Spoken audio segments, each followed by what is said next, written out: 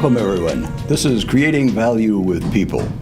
I thought I'd start off talking a little bit about how the course is structured, and then we'll talk a little bit about what it means to create value with people. There's a wealth of information in your first module. There's some information on how to use Blackboard, on our student resources, and of course the syllabus. Syllabus is really important, so make sure you take a look at it, study it, keep it handy. Everything you need to know about the course is in the syllabus, and it guides what we're going to be doing throughout the term.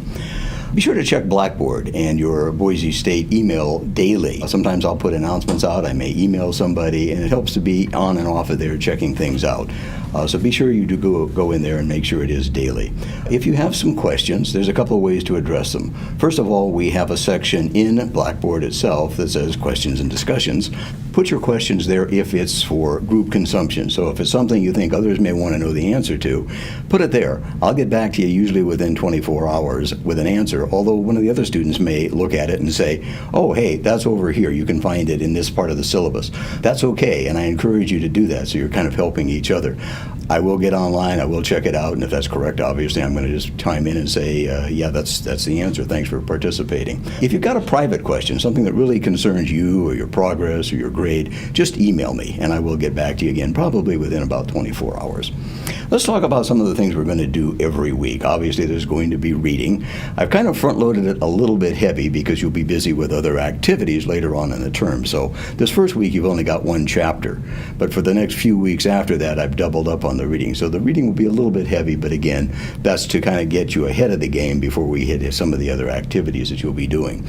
Of course, there's a lecture just like this every week that you'll listen to. And then we have a discussion question. I put some sub-questions in there to help stimulate some thought. I've asked you to make those substantive, and to help you to do that, I've requested that they be at least 350 words. Once you've done that, then you want to go back later in the week and check out what other students have written, and you want to reply to at least 2 other students. Kind of go through and read other people's posts and try to answer people or reply to people who don't already have replies there. If everybody's already got a couple of replies, then pick anybody you want to and reply to theirs. You're not limited to 2 replies, but that's all I'm asking, and I do want them to be substantive also. Don't just write, oh, I agree, or yeah, me too. Try to make it so that you're really contributing to the discussion, because this is the idea. We're actually stimulating and having a discussion about that topic. To help foster that, I've directed that those be at least 75 words in your replies. And remember, there are 2. You'll lose points if you don't put in at least a couple each week. Every week we have a case study, and we do have one every week. These are important because they really bring the subject to life. It takes something that we're looking at that week and applies it to a real-life situation, so you get an idea of how this is really happening in the real world. We've had a lot of success with those. People really find that they drive the subject home. And then we have keys to the case studies that'll tell you what I was looking for that will be released after your actual case study is graded each week. And then, of course, there's module evaluations. There's only a few questions there. It doesn't take long to do it. But it tells me what you found most significant that week. It lets me know if you have any other questions. Also, what you found the toughest thing to do or the easiest thing to do that week. Very important to me in terms of feedback, so please be sure to do those. Then we've got some special activities, and these come up periodically throughout the term. Week 1, you've already discovered we have a syllabus quiz, and of course we've asked you to introduce yourself and reply to one another, welcoming each other. Then we also have some team and individual exercises that are spread out throughout the term. The idea being to get you familiar and working in a team concept, as well as getting some individual exercises that will again apply to that subject and help to drive it home for you as well. With the teams, they are going to be automatically set, so it's not something that you have to worry about teaming up with somebody. It will automatically be done for you. I've asked that you watch the movie Hoosiers, which will come up in week 8. That's a movie done back in the 1980s with Gene Hackman. I think you're going to enjoy it. I want you to look at that because it has a lot of good information about team formation, leadership, and I'm going to have some discussion questions that address some things that go on in the movie. It's only a couple hours long, and I think, again, you will enjoy it. It's actually an excellent movie. And it's based on, or loosely based on, a true life story back in the 1950s, I believe, about a basketball team in Indiana. I have a book report for you. It's called The M Factor. It's written by a couple of authors who are excellent. I've read some other works that they've done as well. And it talks about the generations in the workplace. This is an important topic today in the workplace and to understanding how to work with one another and get the most out of one another. The M Factor relates to the millennial generation, which is the youngest group that's in the workforce now, and talks about the things that they need, the things that they contribute, and the best ways to work with them and for them to work with others who are in the older generations as well. That book report will come up in week 10. Then I have a term project. It's going to be an individual term project. The details are in Module 1, so you can take a look at that. And I'll talk a little bit more about it in detail in just a second. It's basically going to be on an organization of your choice. You can pick whatever organization you want to study, and it will be on the topic within the field of organizational behavior that we'll be studying this term, and you'll apply that topic to the organization and report on it. Well, I think it'll be an enjoyable project, one that you should hopefully get a lot out of if you pick an organization and a topic that you really like. There are various components that will help you to focus on this project and to ensure that you're making progress on it so you don't find yourself in week 14 with about 40 weeks worth of work to do. Other than the syllabus quiz, there are no exams in this class. And the reason I did that is because I can get a good feel for how you're learning the material and how you are doing based on the case studies, your discussion questions, the projects, and the team exercises. So that may be a welcome relief to you, but I think that there are other good ways to learn that you are getting the material, if you're getting the material well, and how well you're getting it. Let's talk about that term project. Again, it's going to be a topic within the field of organizational behavior, and I'll explain why organizational behavior in a minute. You'll select the organization you want to study, and then you'll pick the topic that you're going to apply to that organization. I'm going to have you submit an organization and topic selection paper. And what that means is you will tell me what organization you picked, why you chose that organization, what topic you want to study, why that topic, and then give me some background on the organization itself. And then you're going to produce a Gantt chart. This basically shows you the progress that you expect to make. You kind of map out what you're going to do with a calendar and say, at this date I'm going to have this done, on that date I'm going to have that done. And it will help you to stay focused and on point with getting the work done.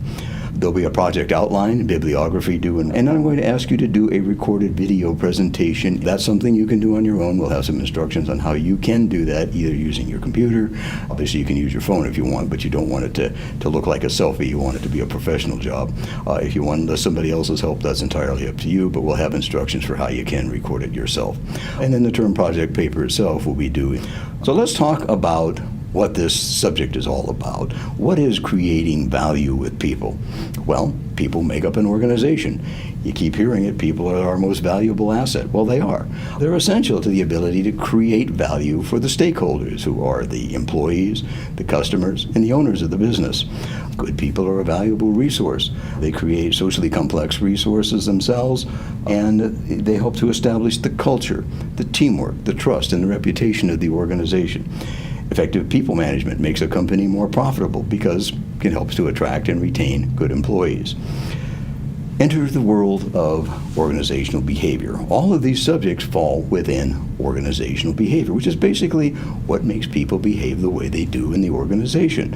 You can use it to improve organizational effectiveness, and it has two primary outcomes that we focus on. One is job performance, and the other is organizational commitment. The study of organizational behavior, or we like to call it OB, looks within the organizational structure and culture of that organization. It looks at the personalities, attitudes, perceptions, emotions, and moods that people have. What motivates people? What stresses do they deal with them, and how do they deal with them? It talks about groups and teams, leadership. What is good leadership? What types of leadership is there? And it talks about communication, the various channels of communication, what sets up a barrier to communication, and how to work around that, and why it's so important. So let's look at OB's goals. First, job performance. Employee behaviors contribute to organizational goals, obviously. There are three dimensions when we think of job performance. One is task performance, doing the business of the organization, and task can be creating a product or it can be delivering a service. Citizenship behavior, employee activities that contribute to the overall work setting, things like being a good sport, being a good booster for the company and for your co-workers. And the other side of the coin, counterproductive behavior. These are behaviors that intentionally hinder organizational goals, things like wasting resources, bullying, harassing people, and in the worst case scenario, sabotage. So how do we impact job performance?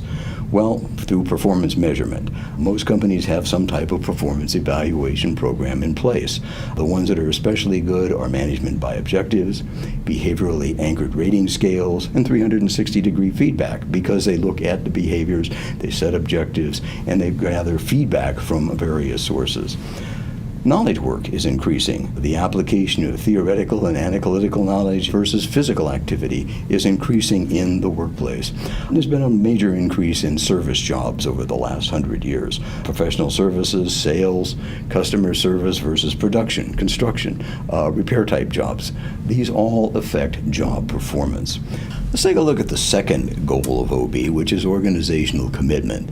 What makes the employee want to stay with the company? What makes you want to stay at the job? What do you like? What do you not like? There's three types of commitment. One is called affective commitment, and these are the emotional bonds that employees get with their coworkers, with their boss, maybe attachments to the organization itself.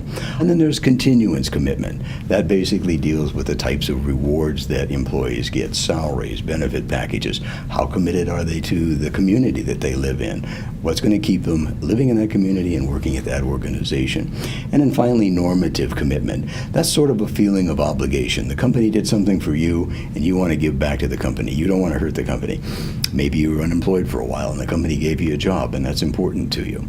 We can do some things to foster commitment, provide support to our employees, obviously, show them that we care, reward performance, implement initiatives directed toward the three commitment types.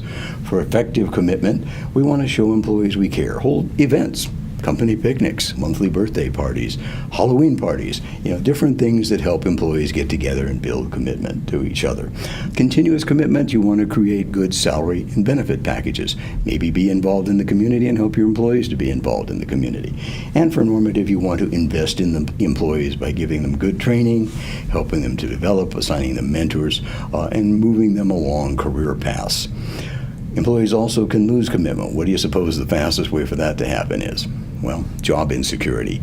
We've seen layoff after layoff over the last few decades, a lot of downsizing. It basically breaks what's called the psychological contract, where the employee feels, if I do a good job, my employer is going to keep me employed and reward me for that performance. Well, if you lose your job, that's not the case anymore. Downsizings, pay freezes, they cut costs, which is what their goal is, but they don't always achieve what they want to because they also hurt morale badly. There's what's called survivor syndrome, and that's when somebody's left behind and you're sitting there waiting for the next shoe to drop. Am I going to be the next guy that's laid off? And you've also picked up some work from some of your colleagues who are no longer with the organization. So morale really takes a nosedive when there's a downsizing, which affects, of course, job performance as well as commitment. Diversity, for all of the wonderful things that diversity can do and the importance of diversity, it also can have a negative impact on effective commitment. Minority and older workers may find themselves on the fringe of some of the networks that exist in the organization, which causes resentment. Some of the well-educated and skilled foreign-born employees may decide to return to their native countries and basically leave the organization. Managers also have a role in goal attainment because organizational behavior is really important to how the managers exercise their interpersonal skills.